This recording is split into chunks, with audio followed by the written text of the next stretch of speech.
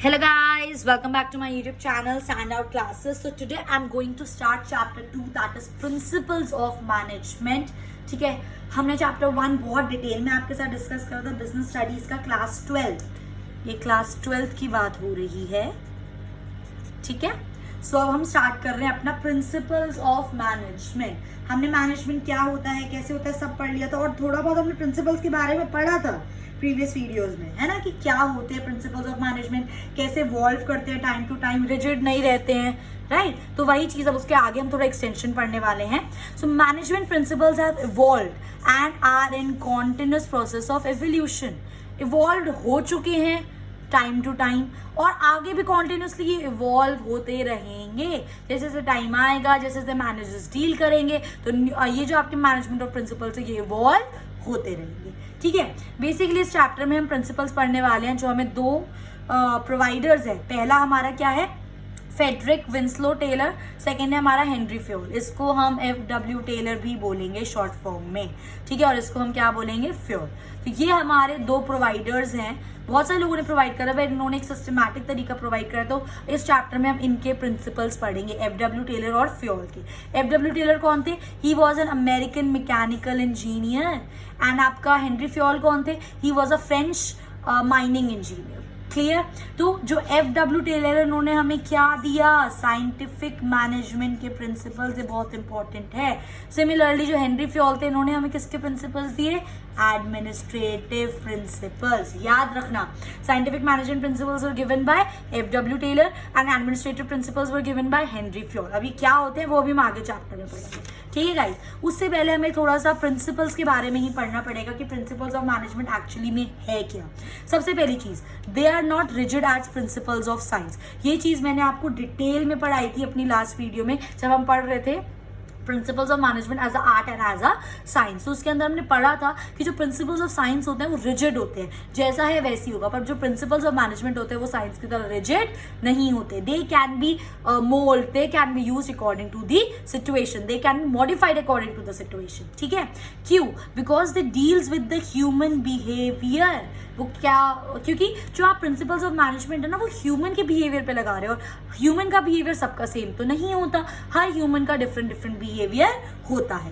That's why, क्योंकि वो deal करते हैं ह्यूमन बिहेवियर के साथ, तो they are always applied with some creativity, इसलिए वो रिजिड नहीं होते. ठीक है, फिर इसके बाद हमें थोड़ा सा डिफरेंस बताया हुआ है कि आप जब प्रिंसिपल्स ऑफ मैनेजमेंट पढ़ रहे हो, so you do not mix techniques of management and principles of management, क्योंकि टेक्निक्स ऑफ मैनेजमेंट और प्रिंसिपल्स ऑफ मैनेजमेंट में डिफरेंस है. अब क्या डिफरेंस है, देखो, टेक्निक्स ऑफ मैनेजमेंट क्या होते हैं, they are I'm so sorry, हम पढ़ रहे थे, या techniques of management and principles of management में डिफरेंस क्या है. सबसे पहली चीज, दे आर प्रोसीजर और मेथड्स. क्या है वो, या तो प्रोसीजर है, जो टेक्निक्स होती है मैनेजमेंट की वो क्या है, प्रोसीजर या methods which are followed to achieve the desired goals. एक तरीके से वो प्रोसेस या वो मेथड्स जिनको हम फॉलो करते हैं अपने गोल्स को अचीव करने के लिए, उनको हम क्या बोलते हैं, टेक्निक्स ऑफ मैनेजमेंट. पर प्रिंसिपल्स ऑफ मैनेजमेंट क्या होते हैं, प्रिंसिपल ऑफ मैनेजमेंट वो गाइडलाइंस, वो रूल्स होते हैं. जब हम ये प्रोसेस फॉलो या कोई मेथड फॉलो कर रहे होते हैं ना, तो कुछ हमें गाइडलाइंस को मानना पड़ता है. ठीक है, उन गाइडलाइंस को हम बोलते हैं principles of management. So principle are guidelines which help to take decisions, या we can say which helps in performing the techniques of management. आई मेरी बात समझ. So principles of management help करते हैं हमें टेक्निक्स ऑफ मैनेजमेंट परफॉर्म करने के लिए. Clear guys, moving on. Next आता है, we do not have to mix these two things also, values and principles of management. ठीक है, वैल्यूज क्या होते हैं, they are something which are acceptable and desirable. हमें हमेशा बचपन से सिखाया जाता है झूठ नहीं बोलना चाहिए, बड़ों का आदर करना चाहिए, रिस्पेक्ट करना चाहिए, बड़ों की बातें माननी चाहिए. तो basically our parents are trying to inculcate values in us, right? They are our parents are trying to give us the good values, good morals. Clear? ठीक है, सो वैल्यूज आर समथिंग जो पूरी सोसाइटी एक्सेप्ट करती है, जो एक desirable होता है कि हाँ एक बच्चे में अच्छे वैल्यूज, अच्छे मॉरल्स, अच्छी परवरिश होनी चाहिए, और वो चीज़ पूरी सोसाइटी एक्सेप्ट करेगी. इसलिए यहाँ पे लिखा है which are acceptable and desirable. But at the same time principles of management क्या होते हैं, they are not the values, क्योंकि they are they are acceptable, they are desirable, but हम उनको वैल्यू नहीं बोल सकते क्योंकि डिफरेंस है. They are the basic guidelines of behaviour. क्योंकि प्रिंसिपल्स ऑफ मैनेजमेंट हमें ये बताते हैं कि पर्टिकुलर सिचुएशन में हमको कैसे बिहेव करना है, वो हमें गाइड करते हैं. एक मैनेजर को प्रिंसिपल्स ऑफ मैनेजमेंट एक सिचुएशन में गाइड करते हैं. इतनी क्लियर हुई मेरी बात? तो हुए ना वैल्यूज और प्रिंसिपल्स ऑफ मैनेजमेंट डिफरेंट. ये आपको बचपन से चीजें सिखाई जाती हैं. ये अकॉर्डिंग टू सिचुएशन नहीं होते values, but principles of management आपका बिहेवियर गाइड करते हैं अकॉर्डिंग टू दी सिचुएशन. तो values and principles are not same.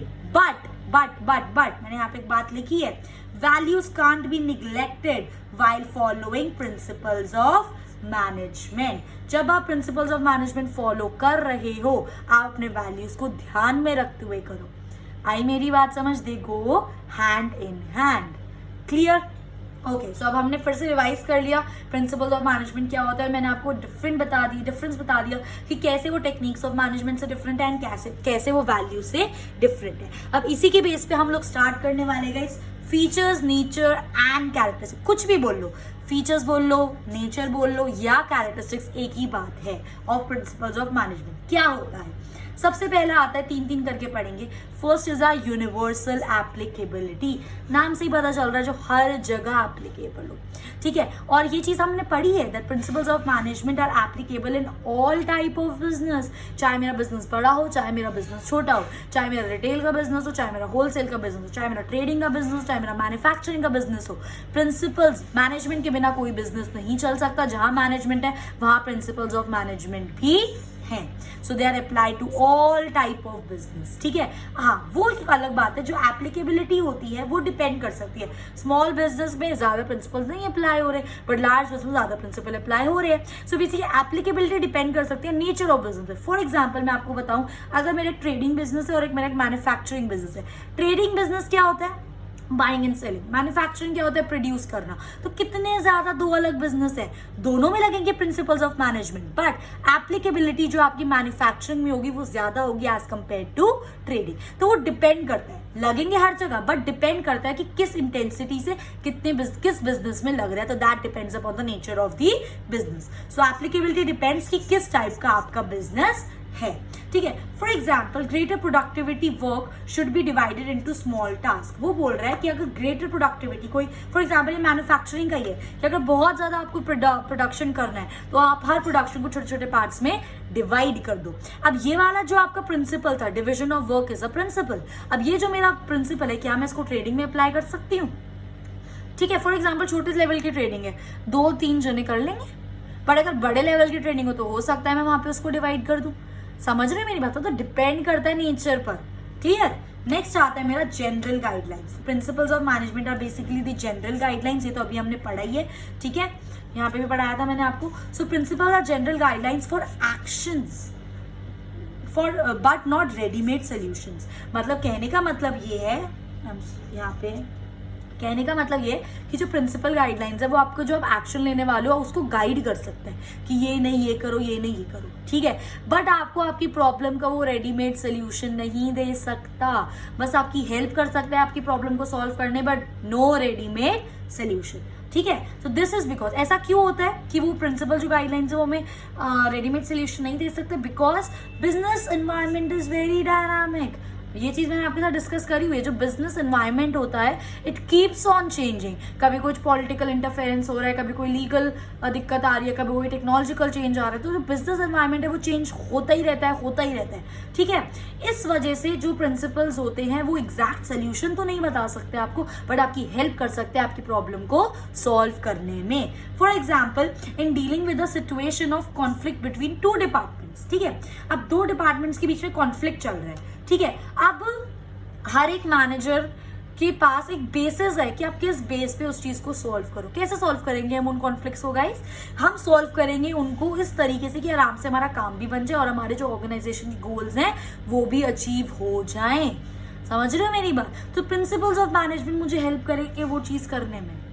Clear? उन्होंने मेरे को ये तो नहीं, उन्होंने मुझे कॉन्फ्लिक्ट सॉल्व करके तो नहीं दिया ना, बस मुझे हेल्प करा कि मैं किस तरीके से इनका कॉन्फ्लिक्ट सॉल्व करूं कि काम भी बन जाए और मेरा ऑर्गेनाइजेशन का काम भी ना रुके और मेरे गोल्स भी अचीव हो जाए. आई मेरी बात समझ।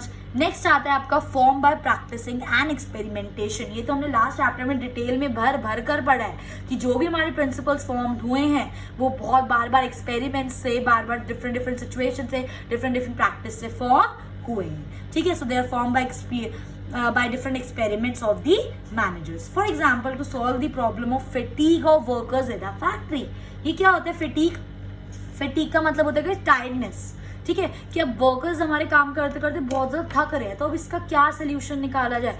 डिफरेंट मैनेजर्स अपने अकॉर्डिंगली इस चीज़ को डील करते हैं, तो उस वजह से we have different principles of management. अब ये जो प्रिंसिपल्स होते क्या है, कैसे सॉल्व करना है, ये सब हमें आगे पढ़ेंगे। ये तो मुझे आपको पढ़ाना है कि टेलर ने हमें क्या प्रिंसिपल्स दिए, फ्योल ने हमें क्या प्रिंसिपल्स दिए। ठीक है, वो अभी हम आगे चीज़ पढ़ेंगे। क्लियर हुई मेरी बात। एक बहुत इंपॉर्टेंट चीज़ आपके एग्जाम पॉइंट ऑफ व्यू से मैं आपको बताना चाहती हूँ यहाँ पर, कि यहाँ पे जो मैंने फीचर्स, नेचर, कैरेक्टरिस्टिक्स में लिख रही हूँ, मैंने ये एग्जाम्पल्स क्यों लिखे हैं पता है क्यों? क्योंकि जब मैं यूनिवर्सल एप्लीकेबिलिटी लिख रही थी, मेरा 2 लाइन से ज़्यादा कुछ एक्सप्लेनेशन नहीं बनी इसके अंदर। जनरल गाइडलाइन में तो फिर भी चलो ठीक एक्सप्लेनेशन थी। कहने का मतलब ये, जब आपके पास थोड़ा सा मटीरियल कम हो तो आप अपना मटीरियल बढ़ा सकते हो उसमें एग्जाम्पल्स को ऐड कर। मेरा सिर्फ यही मोटिव था आज आपको एग्जाम्पल्स के थ्रू ये चीज़ बताना। ठीक है, नेक्स्ट इसके फीचर्स आते हैं guys, flexibility, mainly behavioural, cause and effect relationship. ये चीज़ भी हमको पता है, जो हमारे प्रिंसिपल्स ऑफ मैनेजमेंट होते हैं वो फ्लेक्सिबल होते हैं क्योंकि वो ह्यूमन बिहेवियर के से डिराइव होते हैं। ठीक है, ह्यूमन बिहेवियर से डिराइव होते हैं, तो हम उनको सिचुएशन के अकॉर्डिंग मॉडिफाई कर सकते हैं। कोई हार्ड एंड फास्ट रूल नहीं है कि जैसा है आपको हर सिचुएशन में वैसा ही उसको यूज करना है। That's why they are flexible. Clear. Next आता है मेरा मेनली बिहेवियरल। इसका मतलब क्या होता है, मेनली जो आपके प्रिंसिपल्स ऑफ मैनेजमेंट होते हैं, their aim is to influence the behaviour of humans. ये तो स्टार्टिंग में ही बताया था, क्योंकि ह्यूमन पे अप्लाई कर रहा है तो इनका मेन मोटिव क्या है, ह्यूमन के बिहेवियर को इन्फ्लुएंस करना। So principle enables a better understanding, enables मतलब अलाउ करते हैं वो better understanding of relations between humans and material resources in accomplishing organisational purpose. कहने का मतलब क्या है, कहने का मतलब ये कि ये जो प्रिंसिपल्स है मेरे, ह्यूमन नेचर को, ह्यूमन बिहेवियर को ये लोग इन्फ्लुएंस करते हैं। ठीक है, तो एक तरीके से ये बताते हैं, ये अच्छा रिलेशन क्रिएट करता है बिटवीन ह्यूमन रिसोर्सेज, आपस में लोगों के बीच में भी, प्लस ह्यूमन रिसोर्स मशीन्स हो गए ना, जो भी आपके अदर रिसोर्सेज हो गए जो आप यूज कर रहे हो डेवलपमेंट के, उनके बीच में भी they create a good relation. उनको मैनेज करना आता है एक दूसरे को, ह्यूमंस को पता है मशीन्स को कैसे यूज करना है, आपस में भी ह्यूमंस एक दूसरे से अच्छे से डील करते हैं, अपने रिसोर्सेज को अच्छे से यूटिलाइज करते हैं, अल्टीमेटली किस लिए, ताकि वो ऑर्गेनाइजेशन के गोल्स को अचीव कर सके। आई होप गाइस ये चीज आपको समझ आ रही है। ठीक है, नेक्स्ट है हमारा इसके अंदर कॉज एंड इफेक्ट रिलेशनशिप। ठीक है, कॉज एंड इफेक्ट रिलेशनशिप, अब मैंने लिखा है PO means principles of management, में बस स्पेस नहीं थी। तो principles of management are intended, होते ही इसलिए to create a relation between cause and effect. अच्छा, ये होता क्या है यार कॉज एंड इफेक्ट रिलेशनशिप? ठीक है, बेसिकली कि कोई एक सिचुएशन हुई, मैंने उस पर कोई प्रिंसिपल ऑफ मैनेजमेंट यूज करा, तो अब एक कॉज क्या हुआ उसका। ठीक है, और फिर जब मैंने उस पर प्रिंसिपल ऑफ मैनेजमेंट यूज करा तो उसका इफेक्ट क्या आया। तो मैंने एक कॉज और एक इफेक्ट के बीच में रिलेशन क्रिएट करा। ठीक है, कि क्या कॉज हुआ, क्या इफेक्ट हुआ, क्या रिलेशन बना। ऐसा मैं क्यों कर रही हूँ, क्योंकि अगर बाय चांस कोई सिमिलर कॉज अकर होता है तो मैं वही प्रिंसिपल ऑफ मैनेजमेंट यूज करूँ या ना करूँ, और वो मुझे कैसे पता चलेगा कि मैं यूज करूँ ना करूँ, उसके इफेक्ट को देखकर। अगर मैंने जो प्रिंसिपल ऑफ मैनेजमेंट यहाँ पे यूज करा उस प्रॉब्लम में, उस कॉज में, और मेरा इफेक्ट बहुत अच्छा आया, तो अगर बार बार अगर बाय चांस कोई ऐसी प्रॉब्लम फिर से आती है तो मुझे कोई सोचने की जरूरत नहीं है, मैं अगेन वो प्रिंसिपल ऑफ मैनेजमेंट यूज कर सकती हूँ। आ रही एक तरह से कॉज और इफेक्ट रिलेशनशिप को क्रिएट करना। सो relation between cause and effect so that they can be used in large cases. By chance कहीं पर अगर फिर से आ जाता है तो हम उसको फिर से यूज कर सकते हैं। They tell us which principle to be applied in which situation. ये हमको बताते हैं कि आपको कौन सा प्रिंसिपल कौन सा सिचुएशन में अप्लाई करना है। ठीक है, इसके बाद एक और था इसका पार्ट, उसको मैंने यहाँ लिख दिया, which was contingent.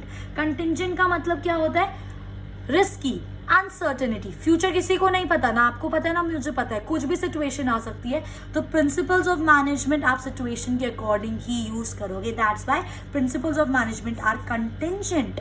They has to be used according to the situation. So depend upon a particular situation. Applicability should be changed according to the situation. उस तरीके से अप्लाई करो जिस तरीके से सिचुएशन है, यानी कि अगर करते जा रहे हो तो वैसे ही करते रहो, कोई इफेक्ट नहीं आ रहा उसका। अकॉर्डिंग टू द सिचुएशन अपने प्रिंसिपल्स को क्या करो, मॉडिफाई करो। Okay guys, next is our significance of principal management. Significance of principal management का मतलब क्या हो गया? Importance. अब तक तो पता चल गया होगा यार, 11 में भी कितनी बार चीजें पढ़ी हैं ये, ठीक है। तो इंपॉर्टेंस ऑफ प्रिंसिपल मैनेजमेंट, सबसे पहला providing manager with useful insights into reality. मतलब क्या है? एक मैनेजर को ना यूजफुल इंसाइट्स मतलब ऐसी चीजें इसने प्रिंसिपल ऑफ मैनेजमेंट ने प्रोवाइड करी है मैनेजर को, जो वो ऐसे प्रिंसिपल्स प्रोवाइड करे जो वो एक्चुअली में रियल लाइफ में यूज कर सकता है उसकी प्रॉब्लम्स को सॉल्व करने के लिए। एक तरह से प्रिंसिपल्स ऑफ मैनेजमेंट ने मैनेजर्स को रियलिटी दिखाई है कि ऐसा हो सकता है, तो आप ये चीजें करो, ठीक है। So it provides manager with useful insights into reality. अच्छा देखो आगे पढ़ो, provide manager with useful insights into real world situation, कि कैसे आप रियल वर्ल्ड सिचुएशन में कैसे इन चीजों से डील कर सकते हो, ठीक है।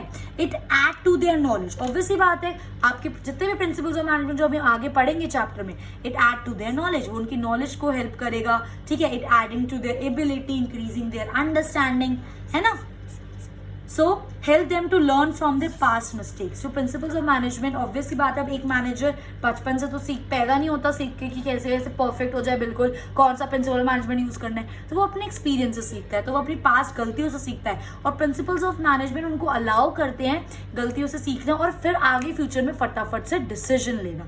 एक तरह से क्या हो गया, ये इनसाइट्स का मतलब एक थियोरेटिकल नॉलेज तो है उनके लिए कि क्या होता है, डिविजन ऑफ वर्क क्या होता है, बहुत सारे अभी मैं आपको पढ़ाऊंगी ये सब चीजें होती क्या है, ये उनके लिए हेल्पफुल है, बट एक्चुअली में रियलिटी से कनेक्ट करके ये चीज उनको प्रोवाइड करी गई है। वरना अगर रियल लाइफ में आप उनको यूज नहीं कर सकते तो वो तो बस एक बुक में लिख के रह गए ना, उनका काम क्या हुआ, समझ रहे हो मेरी बात। So to learn from their past में से and solve their problems quickly. Ultimately main motive है उनकी जो मैनेजरियल स्किल्स है उनको बेटर करना। आई होप गाइज ये चीज आपको समझ आ गई है। नेक्स्ट आता है क्यों इंपॉर्टेंट है principles of management, for optimum utilisation of resources and effective administration. Optimum का मतलब क्या होता है कि आप जो रिसोर्सेज है उनको मिनिमम कॉस्ट में विद मैक्सिमम बेनिफिट यूज कर रहे हो, मतलब आप रिसोर्सेज को वेस्ट नहीं कर रहे हो। और रिसोर्सेज का मतलब सिर्फ मशीन्स पैसा ये नहीं होता, humans are the most valuable resource of an organisation. Humans नहीं होंगे तो ऑर्गेनाइजेशन चलेगा कैसे, ठीक है।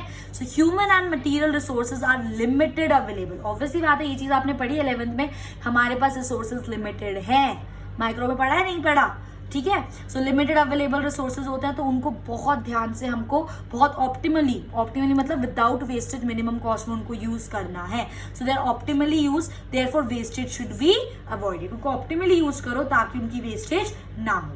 सो principles of management limit the boundary of managerial discretion so that decisions are not bias. अब देखो मैनेजर भी क्या है, एक इंसान है, हो सकता है वो कोई डिसीजन लेता है वो बाइस ले, बाइस का मतलब क्या होता है, पार्शियलिटी से ले, ठीक है।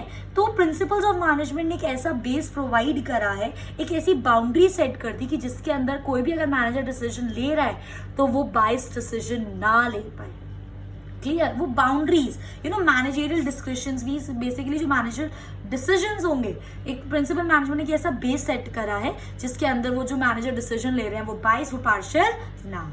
क्लियर। नेक्स्ट आता है मेरा scientific decisions. Principle management important है क्योंकि वो एक साइंटिफिक डिसीजन है। कैसे? बिकॉज जो भी डिसीजंस लेते हैं एज अ मैनेजर वो क्या होते हैं, it are based on facts, thoughtful, justifiable होते हैं वो decisions.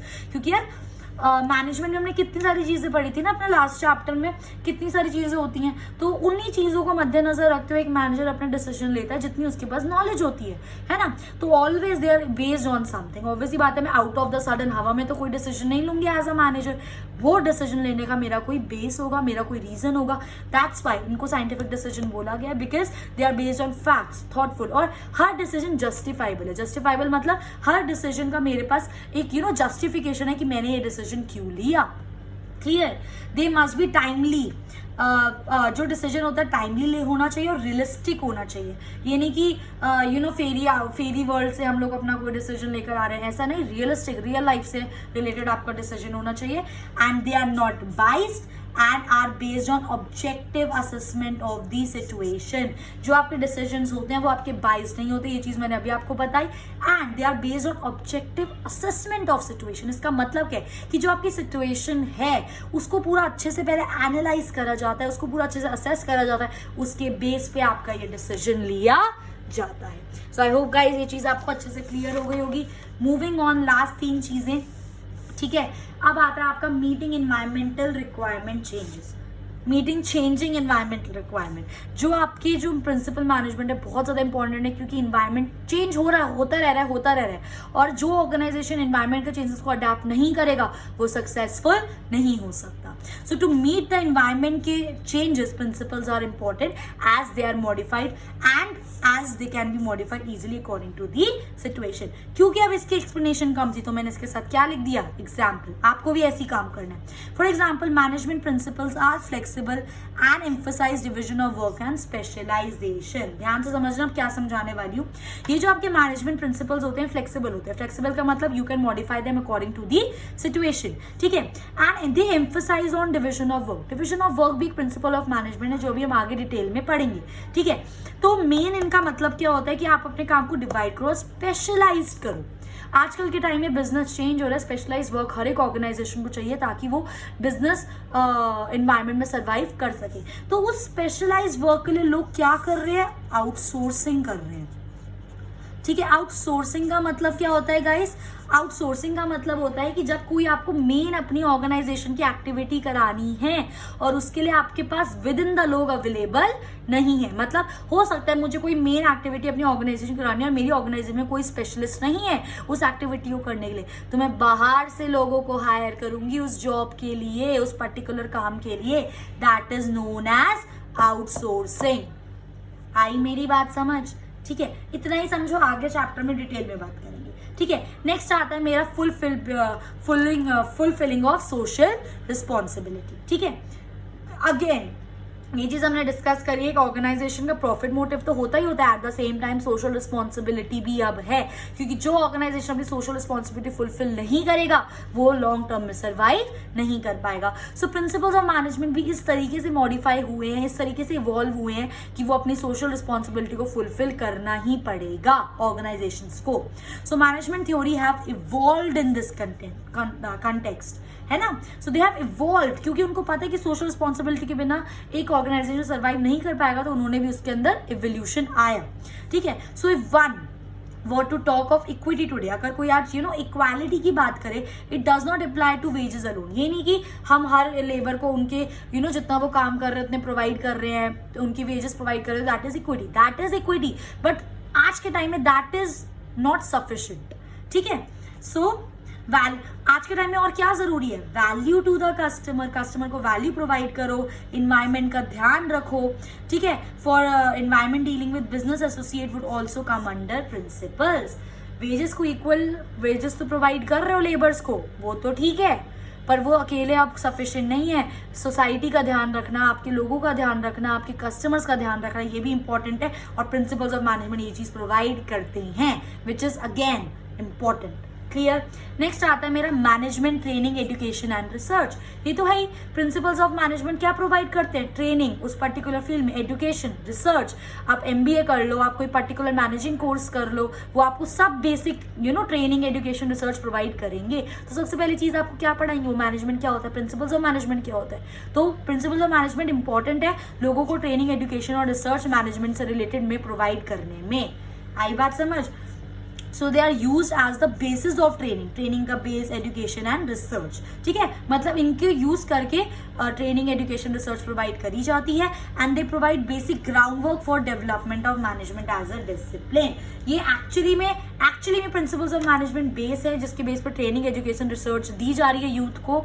Eight the same time ये इक्विटी, इन्होंने ग्राउंड लेवल, एक ग्राउंड वर्क सेट कर दिया है, एक मैनेजमेंट के अंदर डिसिप्लिन लेके आया। क्योंकि अगर ये प्रिंसिपल्स ऑफ मैनेजमेंट नहीं होते तो हर मैनेजर अपने हिसाब से चलता, कोई बेसिक गाइडलाइंस नहीं होती जिनको फॉलो करना है। तो मैनेजमेंट एक गाइडलाइंस लेके आया, एक डिसिप्लिन लेकर आया कि सब लोग उसके हिसाब से फॉलो करो, फिर चाहे अपने हिसाब से सिचुएशन के अकॉर्डिंग मॉडिफाई करो।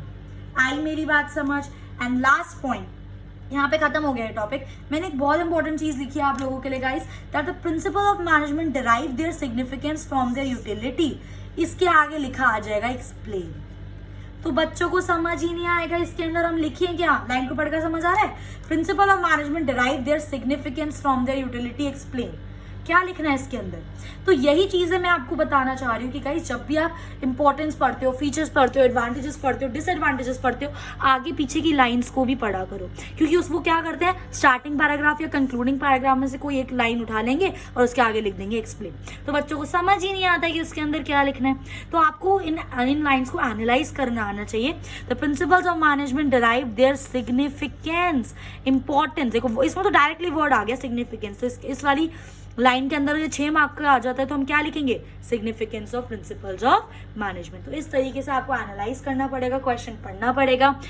इन my next video I will be continuing with the chapter, we'll be starting with Taylor के प्रिंसिपल्स एंड आई होप ये वीडियो आपके लिए हेल्पफुल रही होगी। एंड अगर इसने आपकी थोड़ी सी भी हेल्प करी है गाइस, तो please do like, share and subscribe my channel and thank you for watching.